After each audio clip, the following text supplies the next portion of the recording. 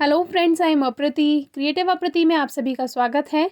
आज हम आपसे डबल क्रोशे शेयर करेंगे जिसमें हमने ये 9 नंबर का क्रोशिया हुक लिया है और एक ऊन ले ली है। अब इसमें सबसे पहले हमें एक चेन बनानी है और चेन बनाने के लिए इस तरह से ऊन को क्रॉस लेंगे और क्रॉस में से बीच में से जो फर्स्ट वाला धागा है उसको बाहर निकाल लेंगे। ये हमने आपको सिंगल क्रोशे में भी सिखाया हुआ है जो कि लेसन 1 में था। आज ये लेसन 2 है, तो दोबारा से आप देख लीजिए। ऊन को हमें इस तरह से क्रॉस लेना है और बीच में से यहाँ से हमें फर्स्ट वाला जो ऊन है उसको बाहर निकाल लेना है। तो इससे एक तरह का लूप बन जाता है और यही लूप आगे की चेन बनाने में हमारी हेल्प करेगा। अगर आपको फर्स्ट लेसन में कोई प्रॉब्लम हुई हो तो आप हमसे कमेंट बॉक्स में पूछ सकते हैं, हम उसको क्लियर भी करेंगे। आज ये सेकंड लेसन है जिसमें डबल क्रोशे आपको सिखाई जाएगी। ये थोड़ी ज़्यादा इजी होती है और इससे जो है ये जल्दी जल्दी जो आप बना रहे हैं, स्वेटर है या कोई भी जो भी आप पीस बना रहे हैं, वो जल्दी बनकर तैयार होता है। अब इस चेन को कुछ इस तरह से हम एक के बाद एक लूप बनाते जाएंगे। बहुत आसान है, फर्स्ट लेसन में आपने सीखा ही होगा। तो इस तरह से हमें ये लूप को बढ़ाते जाना है और एक चेन बन जाएगी। आप कोई सा भी पैटर्न बना रहे हैं, चाहे सिंगल क्रोशे है या डबल क्रोशे है, ये चेन हमेशा एक जैसी ही बनेगी सबके लिए। अब हमें दूसरी लाइन बनानी है, उसके लिए हम दीवार के लिए 3 इसमें लूप एक्स्ट्रा लेंगे। तो 1, 2 और 3 लूप हमने बना लिए हैं। ये नेक्स्ट रो के लिए हैं, यानी कि अगली लाइन के लिए हैं। और जहाँ पर हमने नाखून रखा हुआ है यानी कि 4th वाले लूप में, वहाँ से अब हमें ये बनाना है। तो इसको हम इस हुक में इस तरह से मोड़ कर और इस 4th वाले लूप में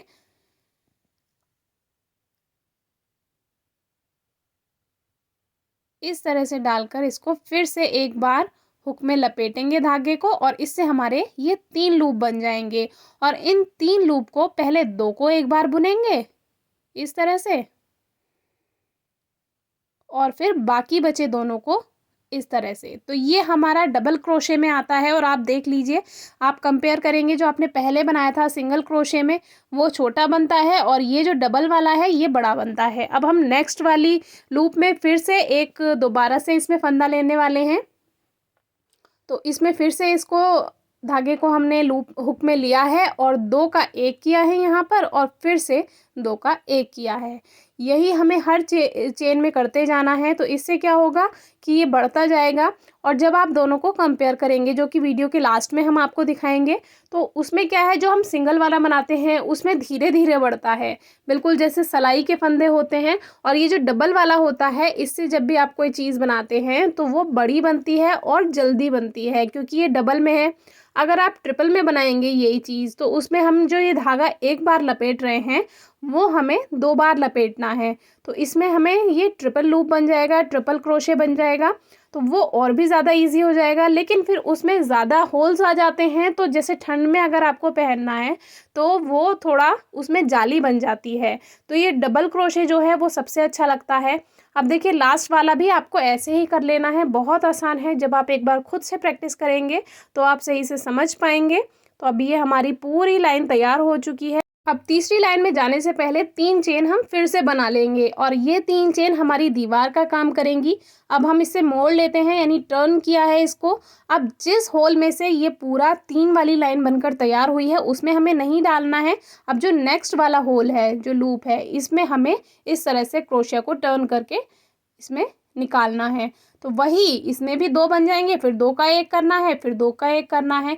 तो इस तरह से ये डबल क्रोशे आपको पूरा करते जाना है। आपको जितना लंबा इसमें पीस बनाना है वो आप इसी तरह बना सकते हैं, एक के बाद एक के बाद एक। बस जब भी नई लाइन में जाना होता है, तो जब हम सिंगल वाले क्रोशे में नई लाइन में जाते हैं तो हम केवल एक लूप एक्स्ट्रा बनाते हैं।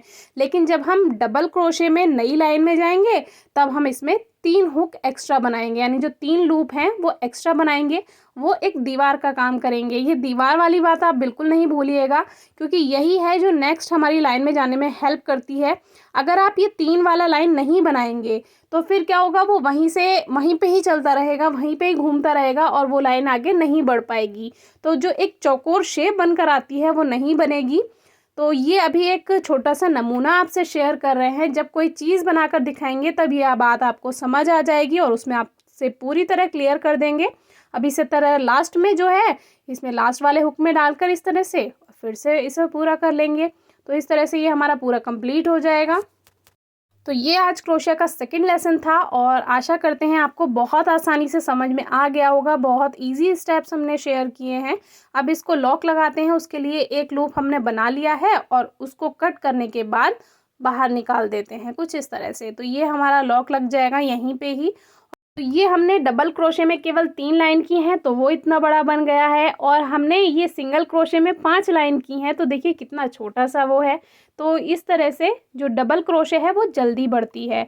अब इसको हम फिर से ये जो धागे साइड्स में बने हुए हैं इनको हम इसी में ही पीछे की तरफ बुन देंगे, सिल देंगे एक तरह से। तो ये पीछे छुप जाते हैं और आपने जो पीस तैयार किया है वो एकदम फ्रेश दिखाई देगा।